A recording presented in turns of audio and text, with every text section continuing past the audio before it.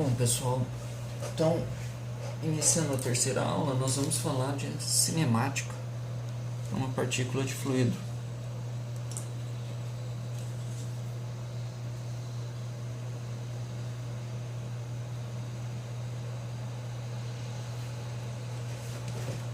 Pensando nisso, basicamente o que nós vamos fazer é tentar analisar. Se eu tenho uma determinada partícula no interior de um escoamento, o que pode acontecer com essa partícula enquanto ela segue seu caminho?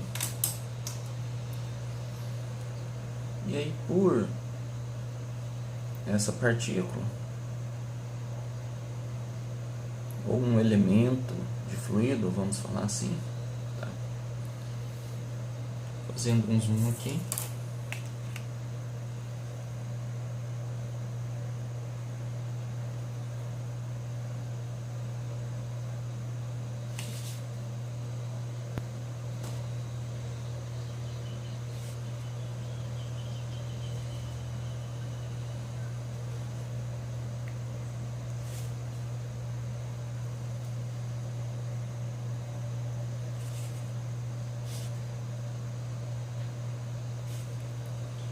Podemos pensar em um elemento diferencial de dimensões dx dy dz. Então, de novo, esse elemento ele pode ter a forma que você quiser, tá? Isso daqui seria basicamente a trajetória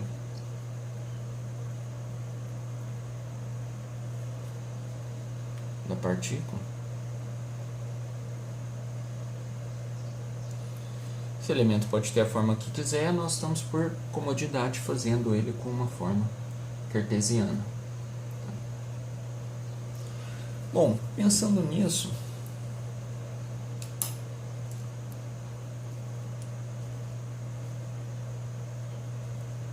a pergunta seria: o que pode ocorrer com esse elemento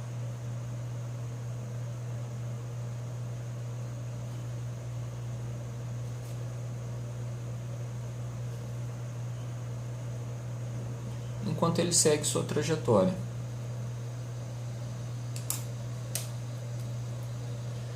Nós já vimos que ele pode variar sua velocidade, ou seja, acelerar e desacelerar.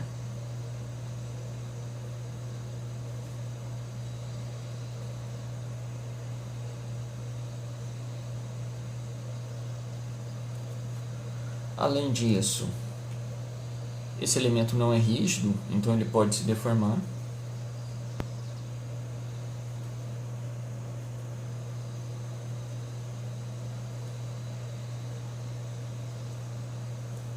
E por último, além de acelerar e desacelerar e deformar, ele também pode rotacionar.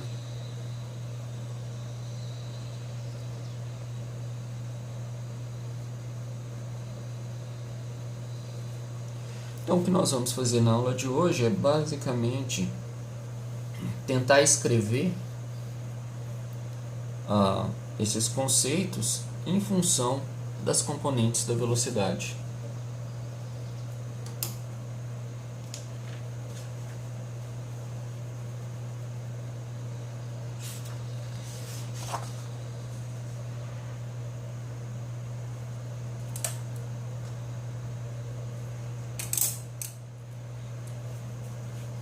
Então, o primeiro conceito aqui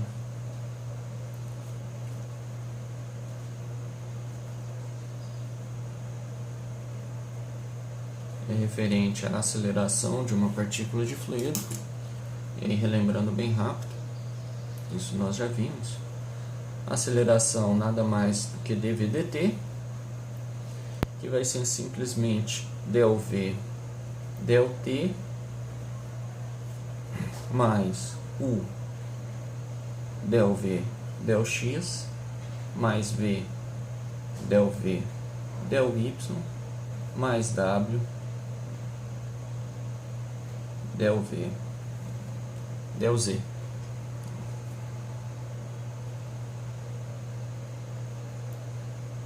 reescrevendo isso, expandindo todos os termos, lembrando que aqui nós teríamos aceleração local,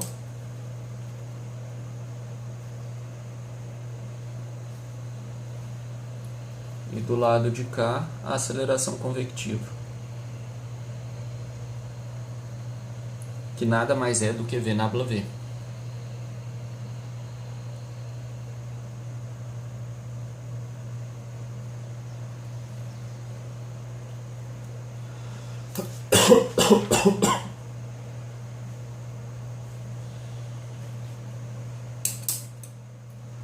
Bom, reescrevendo isso daqui em termos das componentes, em x,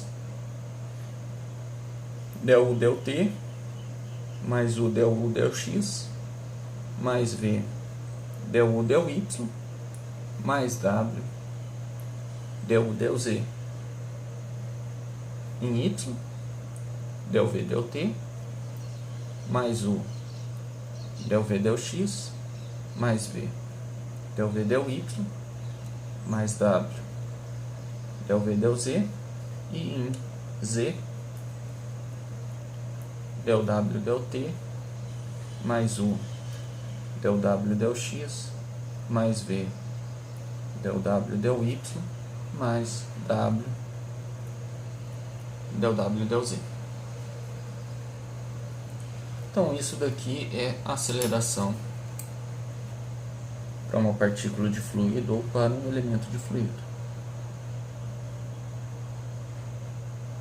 Bom, tendo relembrado o conceito de aceleração, nós podemos entrar no tópico mais específico dessa aula. Seria para falar da deformação.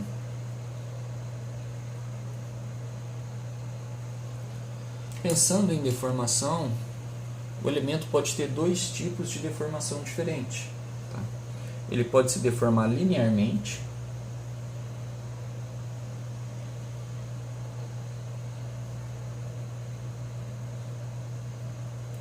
e aí o que seria deformação linear? Acontece a alteração dos lados do elemento,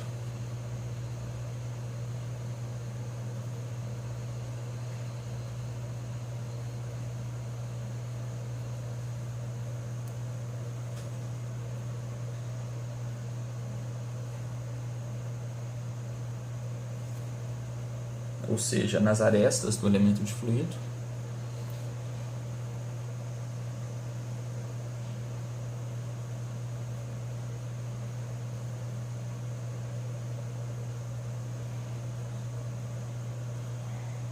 No entanto, sem alteração no ângulo formado entre essas arestas.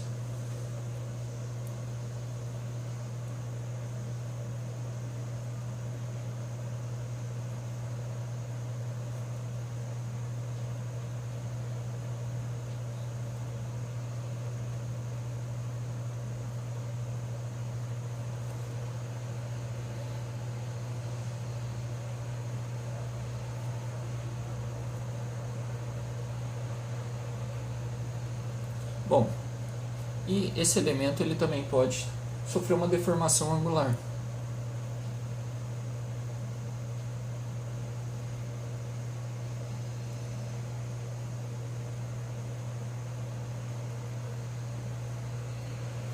E aí, pensando numa deformação angular, o tamanho das arestas não estaria sofrendo alteração, e o que estaria sofrendo alteração seria o ângulo entre elas.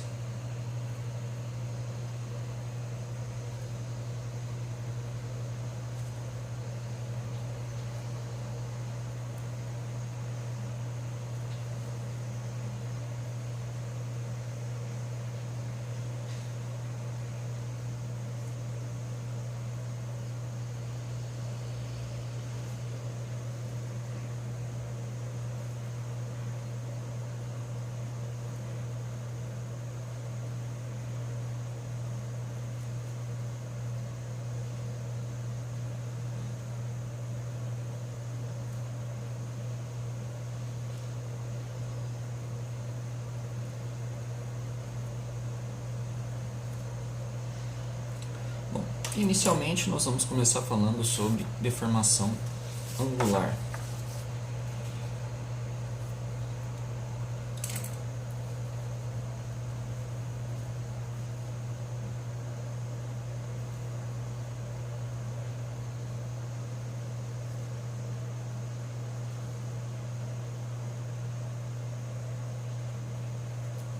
Desculpa, deformação linear, não angular. Tá, vamos começar pelo mais simples. Não que seja algo complexo, tá? Mas é só um tema novo, então iniciando pelo mais simples.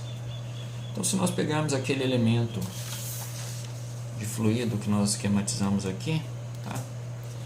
E vamos levar ele para um plano, trabalhar bidimensional por comodidade.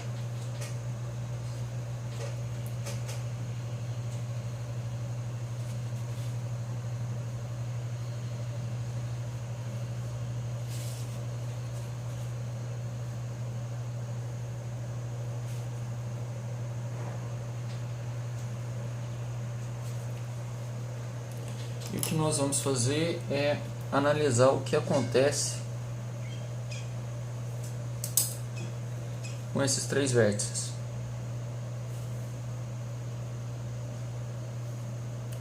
Lembra que estamos tratando de um elemento diferencial, tá? Ou seja, isso daqui no limite tende a um ponto. Então, por isso a nossa análise vai se concentrar aqui nesses três vértices. E esse elemento, ele tem lados dx, dy, considerando no plano xy. Então, a primeira questão que surge é o que promove uma alteração no tamanho de uma dessas arestas desse elemento? O que faz com que esse elemento aumente ou diminua o comprimento dessa aresta? Tá? Se nós vamos relacionar isso com a velocidade do fluido ou as componentes da velocidade, nós podemos pensar da seguinte maneira. Se eu tenho esse nó, essa quina, esse ponto, com uma determinada velocidade u na direção x, para que exista uma alteração nesse comprimento, eu devo ter esse nó com uma velocidade ligeiramente diferente. Tá? Então, se a gente aplica de novo expansão em série de Taylor, aqui eu teria um u mais del u del x vezes dx. Então, essa variação de velocidade vai fazer com que, caso positivo, esse ponto distancie do ponto inicial, tá? Aumentando esse tamanho dx. E, caso essa variação seja negativa, esse ponto se aproxime do da frente, tá? Diminuindo esse tamanho dx.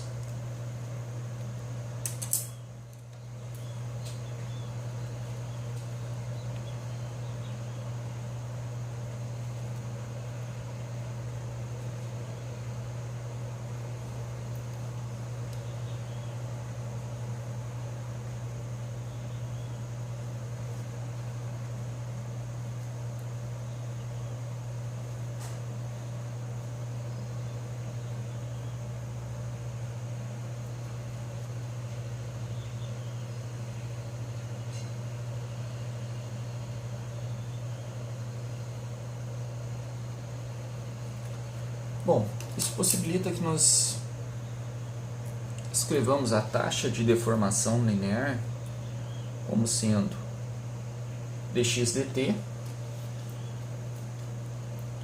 Então isso daqui seria a taxa de variação ao longo do tempo do nosso comprimento dx, tá? Mas nós sabemos que isso vai estar diretamente relacionado com um delta U ou um du, se nós formos considerar isso no limite como um diferencial, pensando só nesses dois vértices. E a variação de velocidade nós acabamos de escrever aqui como sendo simplesmente um del U del x que multiplica dx. Bom, então nós podemos definir a taxa por unidade de comprimento ou pelo comprimento inicial, tá?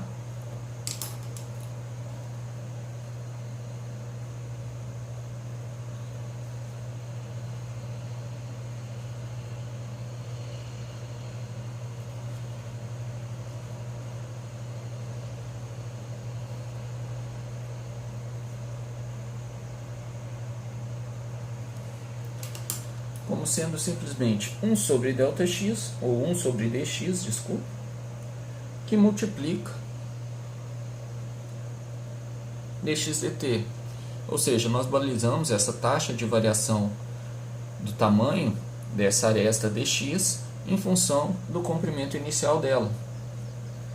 E isso daqui, consequentemente, vai ser igual a 1 sobre dx du dx, desculpa, vezes dx,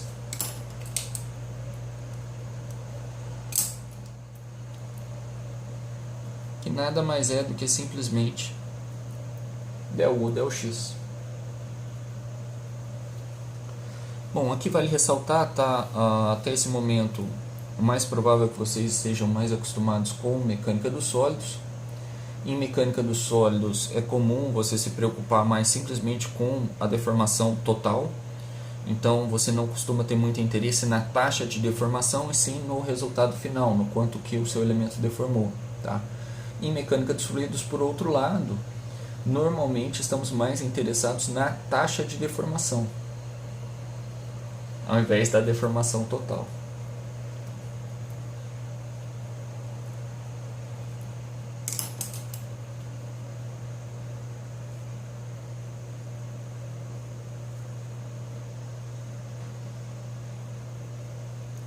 Então a mesma coisa vai ser válida para as outras direções. Então nós vamos ter 1 sobre dy que multiplica dy dt. Tá? Por definição, isso daqui vai ser 1 sobre dy que multiplica a taxa da variação de velocidade em relação à direção y.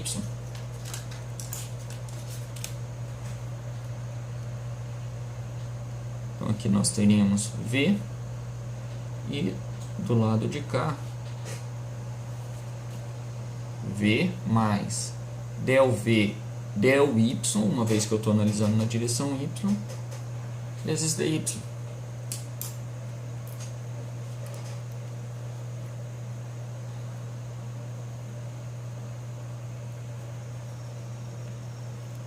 Vai resultar simplesmente em del v del y, e de forma análoga em z, embora que a gente tenha feito por comodidade bidimensional, pensando no caso tridimensional, nós podemos fazer simplesmente 1 sobre dz dt, como sendo igual a simplesmente del w del z.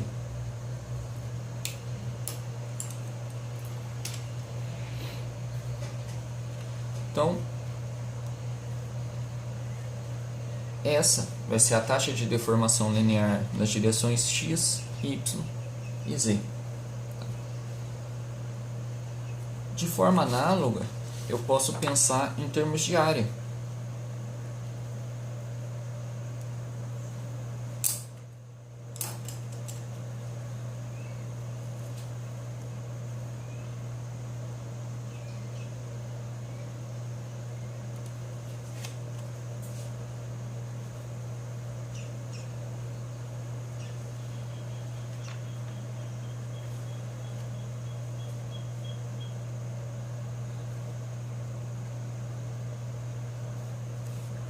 Então, pensando em termos de uma variação de área, e aí considerando de novo esse elemento bidimensional por comodidade, então pensando nessa área aqui, dx vezes dy,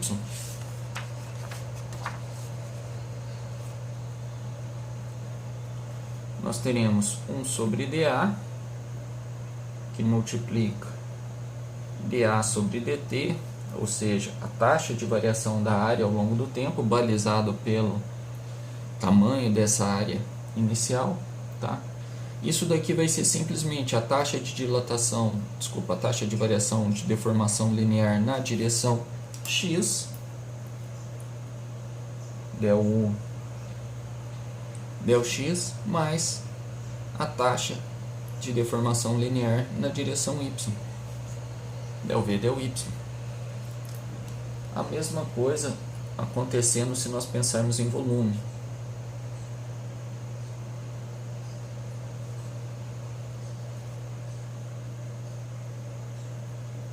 Então, pensando no volume, nós podemos escrever 1 sobre dV, volume inicial, que multiplica dV dt.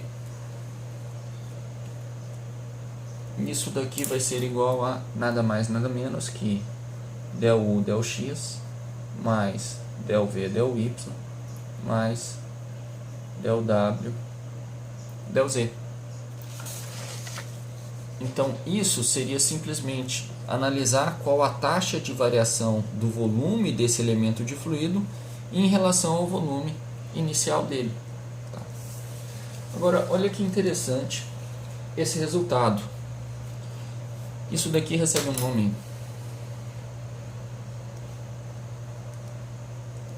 de taxa de dilatação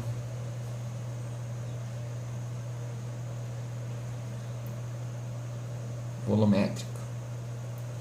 Agora pensa, se nós estamos em um escoamento considerado como incompressível, qual deve ser a taxa de dilatação volumétrica de um elemento de fluido no interior desse escoamento? Ou seja, se é incompressível, massa específica não muda, tá? Eu poderia alterar o volume desse elemento de fluido? Essa seria a pergunta.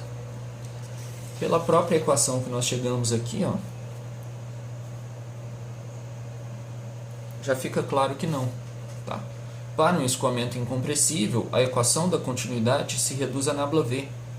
E aí, por definição, nabla V igual a zero. Tá? Se o escoamento é incompressível, você não pode alterar o volume do seu elemento de fluido. Porque uma alteração no volume seria equivalente a uma alteração na massa específica, o que não é permitido para escoamento incompressível, tá? Dentro da hipótese do incompressível. Então isso daqui já é uma relação direta com a equação da continuidade. Bom, no próximo quesito,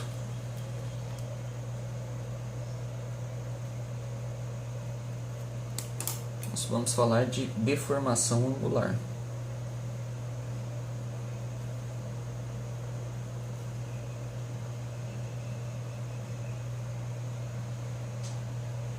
Só chamando a atenção, tá? No caso do escoamento incompressível, voltando aqui, o volume não pode se alterar, mas isso não quer dizer que esse elemento não possa rotacionar, não possa ter deformação linear, não possa ter deformação angular.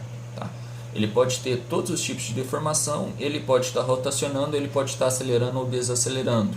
A única coisa que não pode acontecer é a variação de volume. Então, esse somatório aqui, ó, ΔU, ΔX mais ΔV, ΔY mais ΔW, ΔZ, tem que ser tal que a resposta seja zero, ou seja, você mudou a forma do elemento, mas você não mudou o volume dele. Bom, pensando agora em deformação angular, de novo vamos fazer o esquema do elemento bidimensional aqui por comodidade.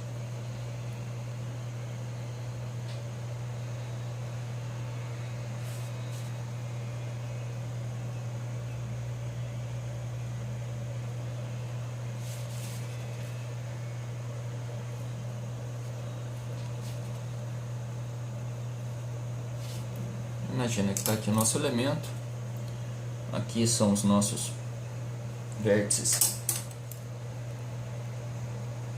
onde a análise vai ser realizada. E aqui nós temos as nossas componentes de velocidade U e V.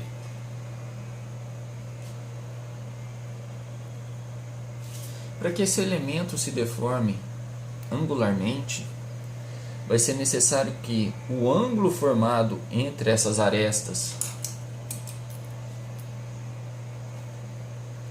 dx e dy varie, tá?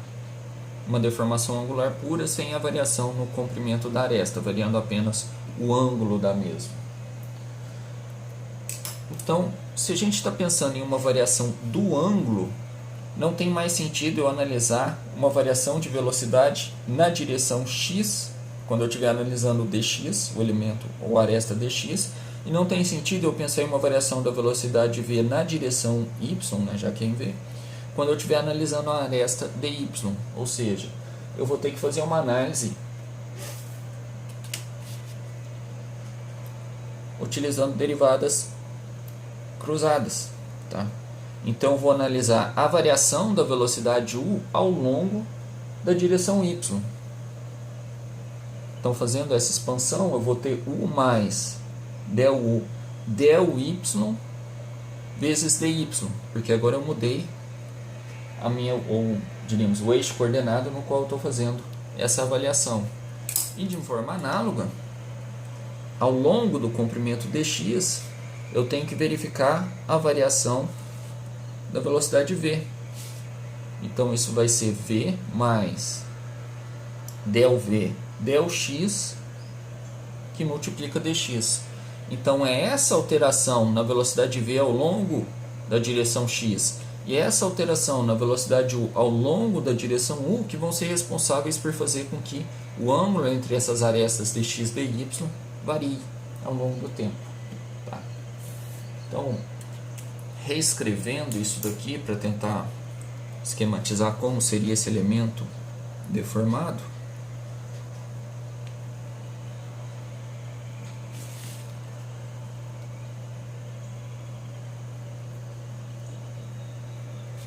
isso aqui são as posições iniciais das arestas.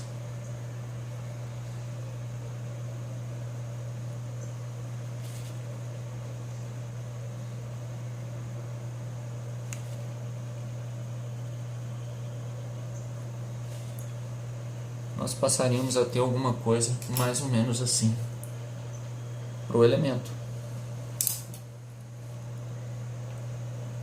Aqui, os vértices onde estamos fazendo as análises. Tá? E isso permite a definição de dois ângulos. Primeiro, vamos chamar de um ângulo θ, um ângulo formado entre as arestas. Aqui nesse caso, inicialmente nós tínhamos um θ de 90 graus, tá? Então no exemplo o θ diminuiu e aí surge a definição de dois ângulos. Nós podemos definir um ângulo dα e um ângulo dβ, onde dα e dβ seria a variação em relação ao ângulo inicial. Tá? Ou a posição inicial, melhor dizendo. Para a definição desses ângulos, lembrando que isso daqui é infinitesimal, então nós estamos pensando também em uma deformação infinitesimal, por isso colocando um diferencial aqui, um dα e um dβ, seria um ângulo diferencial. Nós podemos pensar em dα como sendo igual o limite para dt tendendo a zero, para garantir uma deformação pequena. Tá? Dá colocar embaixo aqui para ter mais espaço. Tangente a menos 1 de del v del x dx dt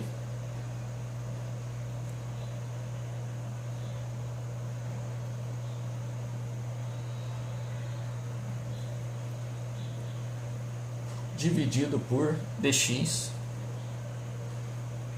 mais del u del x, del y, desculpa, del y dt.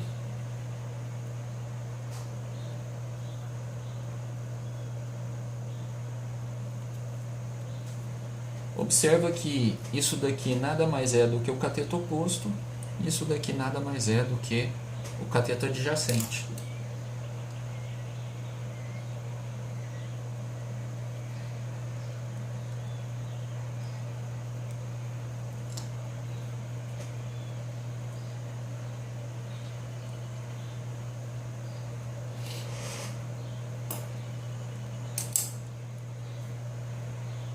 aqui fechando o limite. Então, resolvendo esse limite, aqui vamos só colocar o resultado direto, nós temos que d∝ não vai ser nada mais do que ΔV ΔX dt.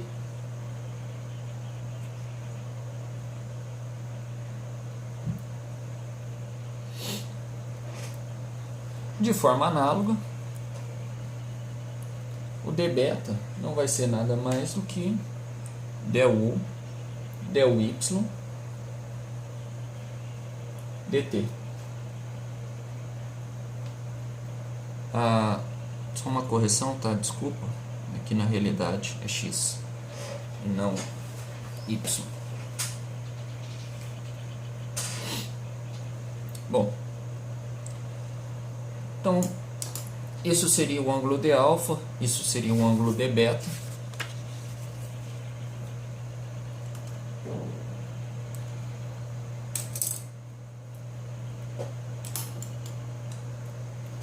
Tendo definido esses ângulos,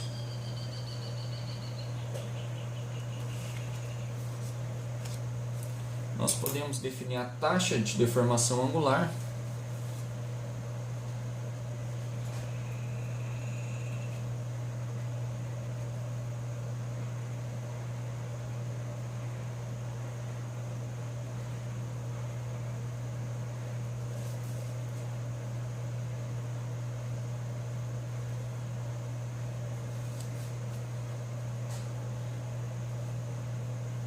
vai ser a taxa de variação do ângulo α ao longo do tempo mais a taxa de variação do ângulo β ao longo do tempo. Não é nada mais, nada menos do que ΔV ΔX mais ΔU ΔY.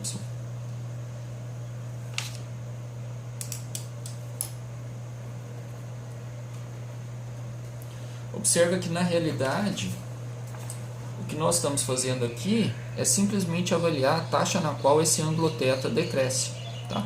Como dα é definido como positivo no sentido anti-horário e dβ é definido positivo no sentido horário, a soma desses dois ângulos positivos garante uma diminuição do ângulo θ.